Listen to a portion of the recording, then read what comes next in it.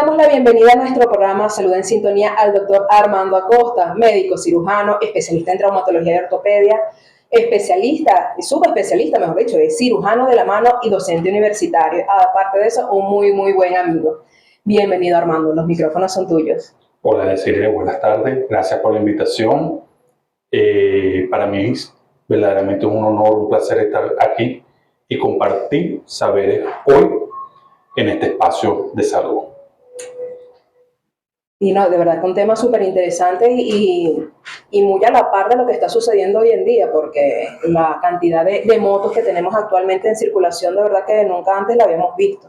Sí, bueno, recordamos un poquito la introducción a tu programa, donde es un medio de transporte prácticamente económico, barato, y como decimos, un medio fácil para que la gente se traslade de un punto a otro en un corto tiempo.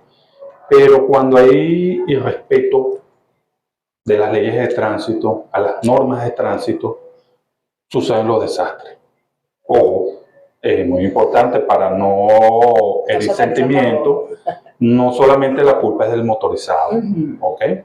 También hay culpables de parte de otras personas, lo que van en vehículos de 4 ruedas. También cuando no cumplimos, y de peatones, sí, cuando no cumplimos las normas y las reglas, suceden los accidentes de tránsito.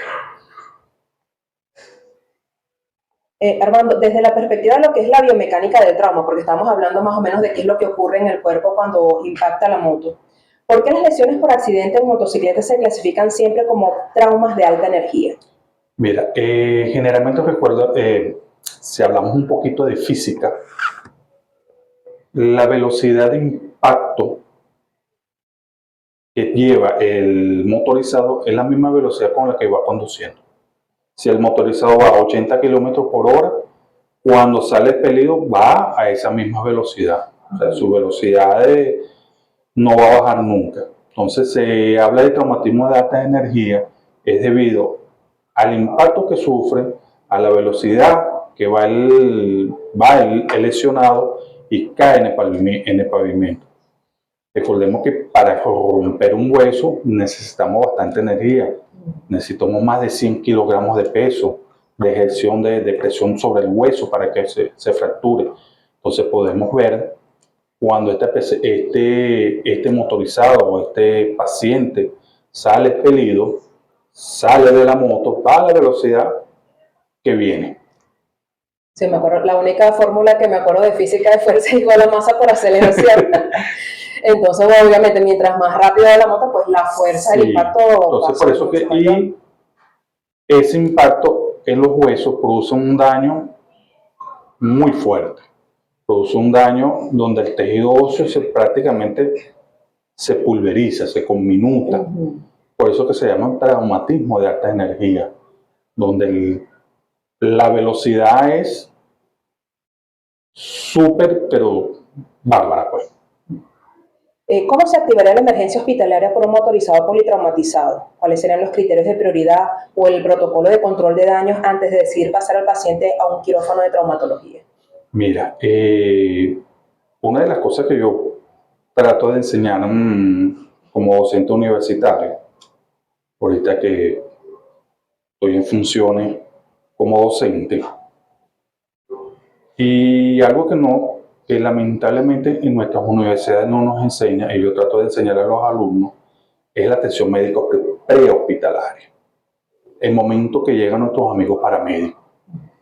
De verdad que gracias a ellos la tasa de supervivencia de este paciente es muy importante. ¿Ok?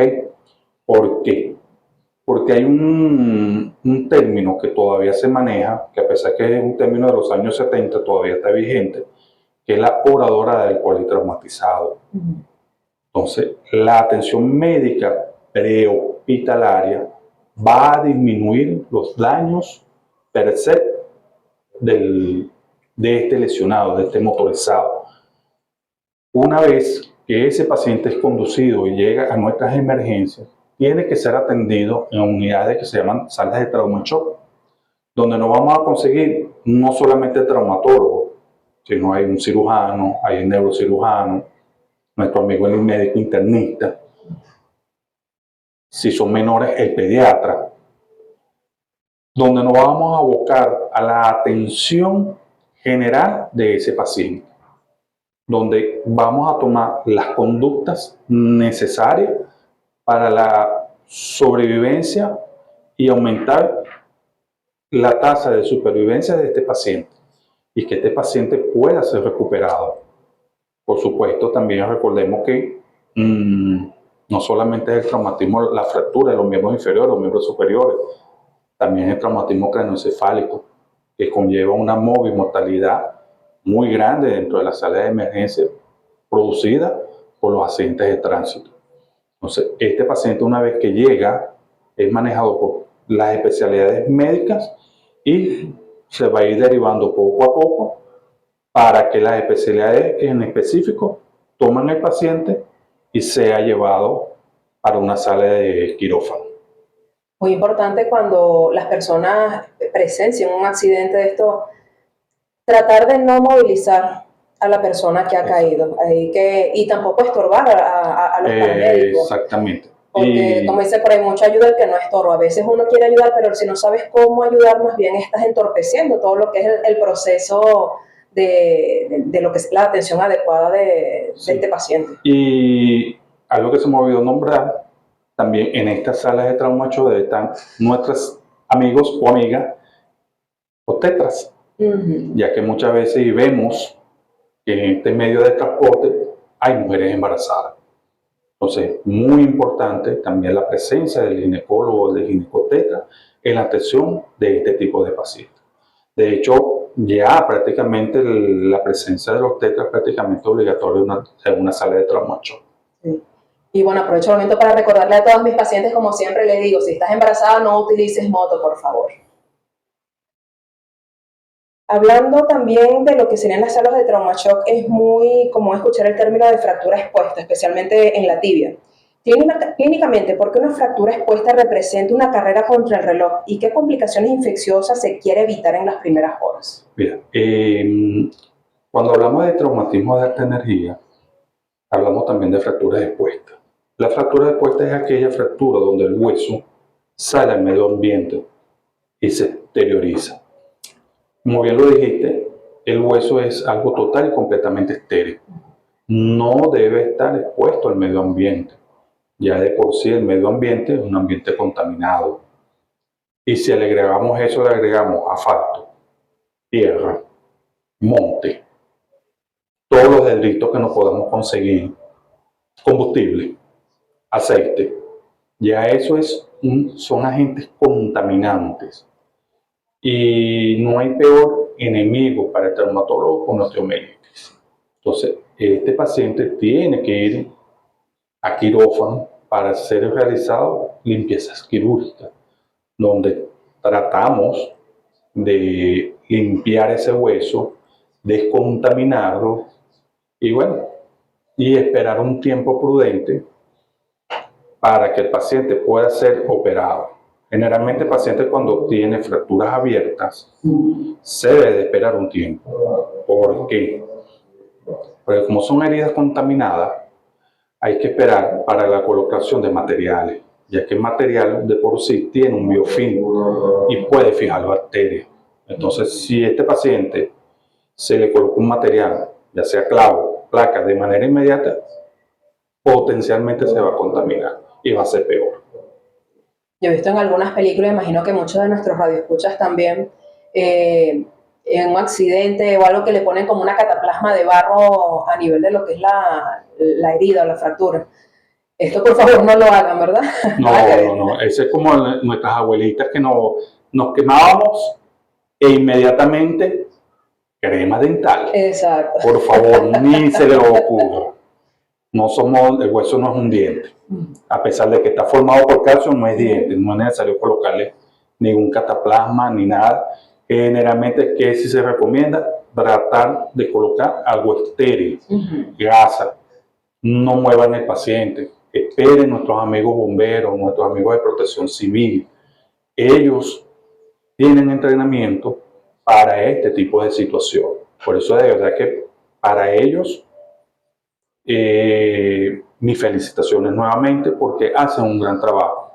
Y bueno, valga la propaganda, yo nací y parte de mi vida hacia la medicina nació en protección civil, antiguamente llamada defensa civil. Sí. Y hablemos ahora un poquito de la pelvis. A veces un paciente en moto no tiene las heridas abiertas, pero una fractura de la pelvis puede comprometer su vida en minutos. ¿Cómo maneja el traumatólogo esta emergencia invisible? Ok, fíjate, algo muy importante. A veces ignoramos o a veces decimos, no, que el hueso no sangra. Sí, el hueso sangra y bastante. Un fémur, por hablarte nada más del fémur, puede sangrar entre 1000 a 1500 cc de sangre. ¿Ok? El hueso, el fémur nada más, sin herida vascular. Una pelvis, o dentro de donde está ubicada, con una cavidad, puede fácilmente drenar o sangrar entre 2000 a 2500 cc. O sea, es la mitad de la volemia de una persona. Recordemos que para los radioescuchas es más o menos aproximadamente nosotros bombeamos o nuestro corazón bombea un total de 5 o 5.5 litros de sangre diario, que ese es el total de volumen hemático que nosotros tenemos. Entonces, imagínense ustedes 2000, 2500 cc dentro de una cavidad pélvica es bastante. Sí, la mitad. Entonces, es una verdadera emergencia dentro de la traumatología y dentro de la cirugía general, ya que por su forma contiene vísceras huecas, vejiga, parte del intestino, donde sangra. ¿Qué hace el traumatólogo? Junto con el cirujano hace exploración pélvica y el traumatólogo estabiliza la pelvis. Ustedes habrán visto que gente que tiene como unos clavos por fuera, esos se llaman tutores externos. Ese tutor externo permite estabilizar la pelvis y permite parar el sangrado para evitar que el paciente siga perdiendo volemia sanguínea. Bueno, vamos a seguir un momentico, vamos a una pausa y enseguida regresamos con más de este súper interesante tema de traumatología sobre ruedas, los riesgos y realidades de accidentes en moto con el doctor Armando Acosta. Ya regresamos. Y estamos de regreso con más de Salud en Sintonía, poniendo tu vida en la frecuencia correcta. Hoy estamos hablando de traumatología sobre ruedas, riesgos y realidades de los accidentes en moto con nuestro invitado, el doctor Armando Acosta. Y Armando, tenía una preguntita bien interesante antes de irnos al corte. Estábamos hablando sobre lo que eran las fracturas de pelvis, entonces vamos a pasar a lo que sea el síndrome compartimental, que esta es una pesadilla en el trauma por aplastamiento, como cuando una moto cae sobre una pierna para nuestros radioescuchas. ¿Qué es exactamente, por qué unos minutos de retraso en su diagnóstico le pueden costar la amputación de un miembro? Ok, fíjate, cuando hablamos de síndrome compartimental, hablamos de un ente, de verdad que si no lo pensamos, generalmente, discúlpenme, si no lo pensamos, no lo diagnosticamos. ¿Qué pasa con el síndrome compartimental? Cuando un hueso sangra, generalmente va acompañado también de sangramiento del músculo. Y bien lo dijiste, el músculo está envuelto en una serie de capas que no permiten que él se expanda, sino que esté en su sitio, o como conoce la gente popularmente, que no se hernie, para que lo entiendan mejor. Él está rígido dentro de compartimientos para evitar que se hernie. Como el músculo no se expande, no puede, como el globo, ese sangramiento va a ir comprimiendo y va a ir cerrando la circulación arterial, retarda la circulación venosa, produciendo un aumento de presión dentro de la pierna o dentro del sitio que el hueso está fracturado. Entonces, eso hace isquemia, o para que el radioescucha entienda, el músculo va a ir muriendo poco a poco. Si no lo diagnosticamos y no pensamos inmediatamente qué hacer, el músculo muere y lamentablemente Después que ese tejido muscular comienza a morir, los vasos sanguíneos se comienzan a cerrar, prácticamente no hay vuelta atrás. Entonces, lamentablemente, son un paciente que va a perder su miembro. O esto generalmente ocurre en traumatismo por aplastamiento. O también tenemos que pensarlo en los traumatismos por fractura. Que a pesar de que son entidades diferentes, pero siempre están de la mano. Y hay que pensarlo. Hay una frase que me acuerdo de uno de mis profesores de medicina interna en la emergencia, que él decía que no puedes ver lo que la mente no sabe. Entonces, si no, como estás diciendo, si no estás pensando en algo, como lo vas a diagnosticar, siempre tienes que tener como esa... Es igual que lo que ocurre con nosotros los ginecólogos. Pues obviamente si vas a una ecografía, tienes que saber qué es lo que vas a buscar. Y un protocolo, ¿no? Un protocolo y saber lo que vas a buscar dependiendo de la edad. Y exactamente de la patología que tiene el paciente. Claro. Y bienvenida, Mariana. Gracias, sí, por eso es que es importante pensar y actuar rápido cuando el paciente llega a la emergencia. Y prácticamente el diagnóstico de un síndrome compartimental es fácil, no es algo muy elaborado. Pero tienes que pensar. Pero hay que pensarlo, hay que tenerlo en mente. Armando, y signos clásicos de un síndrome compartimental a nivel de los que no somos traumatólogos, sospechamos 100% en estos accidentes por aplastamiento, siempre, un 100% de las veces. Sí, hay que pensarlo, hay que pensarlo. Okay. Indudablemente tienes que pensarlo. O sea, no, si no lo piensas, no lo el paciente va a ir muy mal. Okay.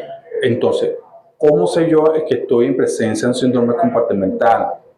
Y como lo dije al principio, ¿cómo nuestros paramédicos, cómo nuestros bomberos, protección civil saben que están en presencia de un síndrome compartimental? Generalmente van a conseguir una extremidad rígida.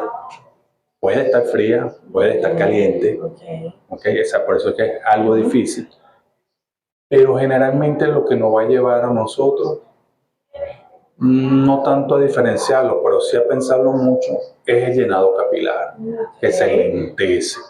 O también está presente en la fractura, pero va acompañado de esa frialdad distal en los dedos, ese retardo en el llenado, esos dedos cianóticos o el dedo que se pone morado posterior al traumatismo. Tenemos que pensar en un síndrome compartimental. No lo es excelente, gracias a Dios, no lo es, pero lo pensamos. Pueden comprometerse los cursos distales, pero igualmente como en una fractura también puede estar comprometido el curso distal. Pero si no lo es, demos gracias a Dios. Podemos tratar la fractura tranquilamente.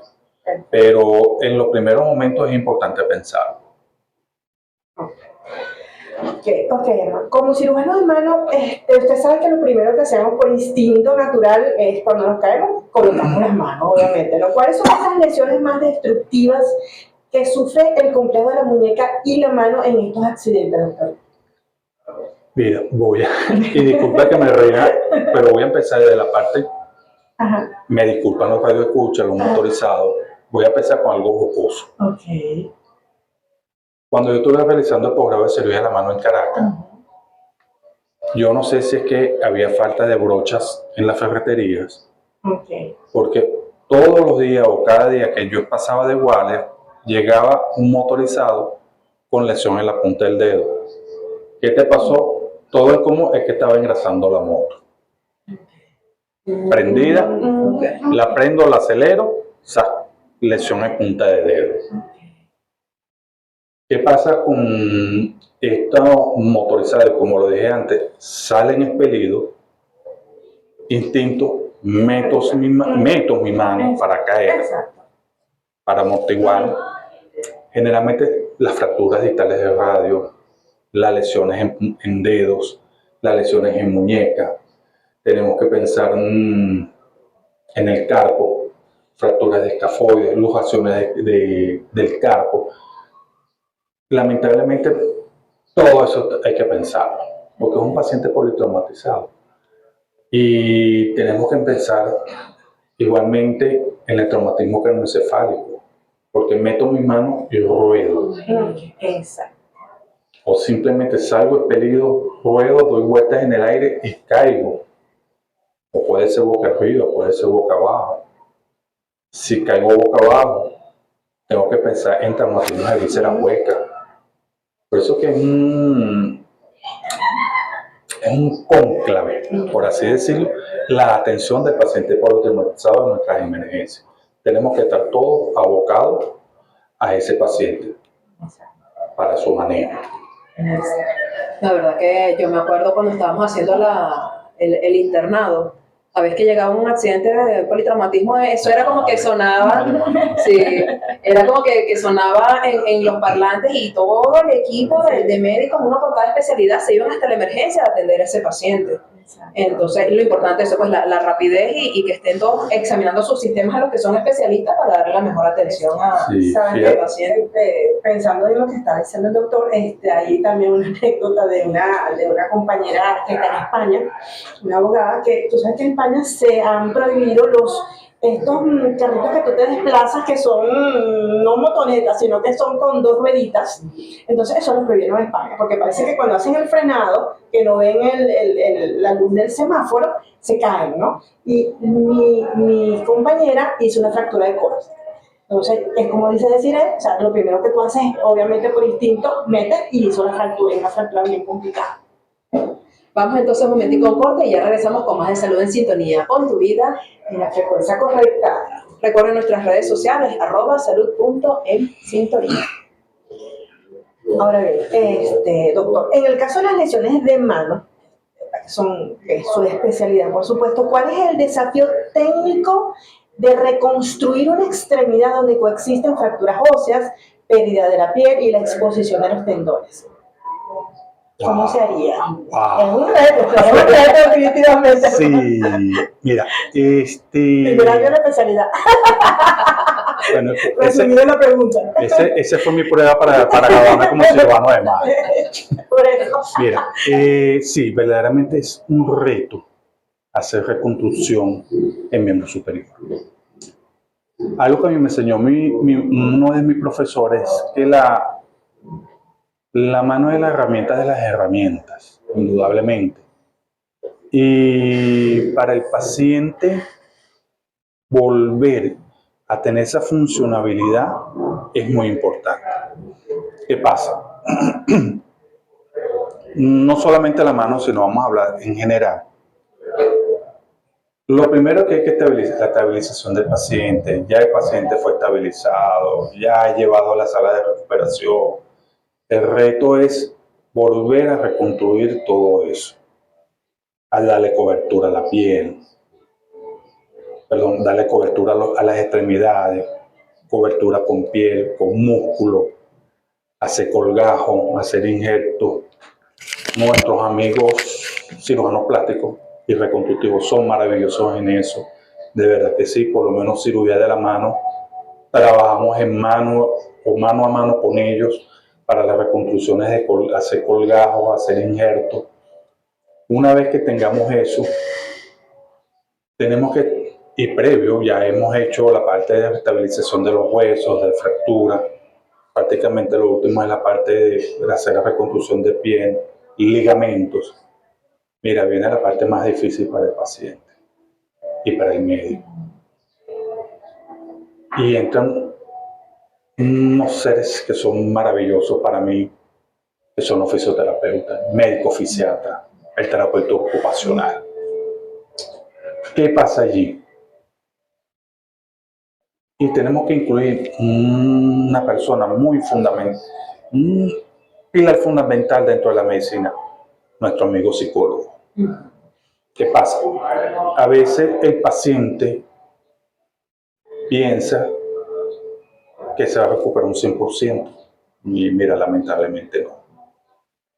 Después que han sufrido trauma, generalmente recuperan un 80-90% y eso es bastante, eso es ganancia. Lo demás, bueno, si hay daño muscular, daño a los tejidos, o sea, indudablemente es como el carro, pues. Está chocado, le sacas los golpes, le echas mastiques, lo pinta, algún ruido tiene. Nunca te va a quedar 100% de agencia. Entonces, más o menos llevamos eso. de que la persona se pueda recuperar, pueda valerse por sí misma, pueda dejar unas muletas y pueda reincorporarse en la parte fundamental, y como lo dijo decir al principio, está en una edad productiva, económicamente productiva, y que se pueda restablecer ese paciente a su medio de trabajo. Esa es la función que uno tiene como médico, en este caso la parte de cirugía de la mano, también los médicos que hacen la parte de reconstructiva de miembros inferiores, es restablecer esa funcionalidad para que ese paciente vaya nuevamente al trabajo. Por eso que es fundamental, por eso te digo, es un cónclave, prácticamente un equipo grande para restablecer la salud completa de esa persona. Y el psicólogo es fundamental porque el paciente queda con el trauma en su mente de lo que le pasó, de lo que le sucedió. La familia, hay que abordar a la familia también, para que la familia se integre a ese cónclave y poder recuperar al paciente. Por eso es que, si hablamos a nivel de costos, un paciente politraumatizado es muy, muy costoso, no solamente económicamente, sino humanamente costoso, porque el paciente está hospitalizado, la familia, viene el síndrome del cuidador. Yo me canso cuidando a ese familiar enfermo, ¿sabes? Y una serie de conjuntos que, de verdad, cuando tú lo pones a ver económicamente, y para la familia es muy, muy caro el paciente, y para el Estado también es muy caro. Y la importancia que el paciente ponga de su parte, porque no es nada más que te den las indicaciones, no es que te den el papelito con la receta y eso te lo pegas en el pecho y listo, ya está haciendo efecto, ¿no? Si te mandan a hacer tus ejercicios, tienes que hacerlo, tienes que acudir a tiempo a tus citas para poder entonces rehabilitar el órgano a su parte funcional. Y también, creo que también lo comenta Armando, también la terapia del dolor, porque las terapias inicialmente, como son rígidos esos músculos, Sí, son terapias muy muy dolorosas. dolorosas. Entonces el paciente quizás le oye un poquito, pero por la experiencia que he registrado en muchos pacientes familiares, de que es dolorosa la terapia inicialmente, pero necesaria, para evitar precisamente lo que dice Armando. Y lamentablemente la idiosincrasia de nuestros pacientes es: ya me quitaron los puntos, ya me sané. Exacto. ¿Sabes? O sea, no, ya me quitaron los puntos, ya estoy curado. Exacto. No estás curado todavía, no es que te falta. Y eso es el primer paso. para que el paciente, hay que saber darse a entender al paciente. Que el paciente entienda que no es que solamente me quitaron los puntos. No, compadre, ahora es que te falta camino. Exacto. Bueno, imagínense que están instalando una puerta. Tienes tiempo que no abres esa puerta, entonces si no mueves las bisagras, ¿qué pasa? Se queda como pegado, ¿verdad? Entonces tienes que ir moviendo poco a poco esa puerta, le puedes colocar un poquito de aceite para que entonces restablezca su función, que es abrir y cerrar. Vamos entonces un momentico a una pausa para cerrar esta pregunta que estuvo súper interesante. Ya volvemos con más de Salud en Sintonía. Pon tu vida en la frecuencia correcta. Y ya estamos de regreso con Salud en Sintonía. Pon tu vida en la frecuencia correcta. Hoy estamos hablando de traumatología sobre ruedas, riesgos y realidades de los accidentes de moto con el doctor Armando Acosta. Vamos a hablar de unos puntos bien básicos para nuestros radioescuchas. Pasan las lesiones que ves a diario que se reparan en quirófano. ¿Qué tipo de guantes, qué tipo de calzado debería de exigir la ley para proteger las manos y los pies de los motorizados de manera real? Mira, cuanto al uso de calzado, debe ser un calzado de cuero, rígido, que permita, o evite las lesiones. Generalmente un calzado de caña larga, o sea, botas largas, que tenga protector a nivel de tobillo, con una punta que sea rígida. Generalmente se debe evitar que sean puntas de acero. Eso ya prácticamente ya está obsoleto. Y fue lo primero que pensé, me fue para la bota de sí, hay otros tipos de materiales que son igualmente de rígido, igualmente de fuerte que el acero, pero son livianos. Generalmente el tipo carbono, tipo Kevlar, son materiales rígidos, fuertes y evitan el daño a nivel de tobillos. Los guantes deben tener puñeras, o sea, con los nudillos. no podemos usar un guante muy grueso porque entonces también se pierde sensibilidad para el frenado. No es ese guante rígido porque igualmente para la aceleración o el frenado también lo evita. Y bueno, y una serie, generalmente se debe usar pantalones gruesos, jean, que de verdad que junto cuando el paciente cae o el lesionado cae en el asfalto, protege bastante. El jean de verdad que es una ropa que protege muy bien. Por supuesto, eso de legging, a mí me asusta cuando veo un motorizado en chancleta. Y bueno, imagen ¿Me mental. entiendes? Exacto. En bermudas. El playero. El motorizado playero, de verdad que eso me aterra. Porque bueno, está bien, ok, no se fractura, gracias a Dios, pero va a dejar toda la epidermis, toda la piel en el asfalto, con quemaduras graves por el asfalto. Porque no es solamente el accidente, es la quemadura. Si es a mediodía, imagínense, señores motorizados, una caída en la avenida José Casanova Godoy, 1 de la tarde. Bueno, o sea, la quemadura es de gran extensión. Y otra cosa muy importante es el uso del casco. Fíjate, hay normativas que se tomaron de manera reciente en cuanto al uso del casco. Aproximadamente hay 6 niveles de protección de los cascos. Cada uno tiene sus propiedades. Generalmente, muchos me van a decir que no es así, pero las normativas europeas con respecto al uso del casco son una de las mejores. Y digo europea porque en Estados Unidos hay estados donde se flexibiliza, pues. Le digo así, pues, si el motorizado usa o no casco. Entonces, ahí se pierden ciertas normas, se pierden ciertas normativas y, por supuesto, la gente como no usa casco, no me importa, no me interesa. Entonces, las normativas de protección del casco de Europa son una de las mejores, ya que permiten mejor visibilidad, protección contra los rayos ultravioleta. Son cascos que tienen ventilación, o sea, tiene para que el cuerpo, la cabeza se refresque, el cráneo se refresque. Evita la radiación solar de los ojos y una serie de cosas que son beneficiosas para el motorizado, para que anda a pie. Vamos un momentico entonces a un corte y enseguida regresamos para cerrar el segmento de Diálogos Vitales acá en tu programa de salud favorito, Salud en Sintonía, con tu vida En la frecuencia correcta, ya regresamos. Bueno, doctor, acá agradecidísimas, muchísimas gracias. Definitivamente escuchar la realidad nos hace reflexionar sobre el valor de la prudencia en las dos ruedas. La prevención sigue siendo la mejor medicina, no hay dudas, ¿verdad? Y para aquellos oyentes, doctor, que deseen agendar una consulta especializada, resolver una secuela o requieran una evaluación en traumatología, en ortopedia y en cirugía de la mano, nos dice, por favor, comparta con nuestra audiencia sus puntos de atención, donde usted tiene su consulta privada, las redes sociales y los números en donde podemos contactar.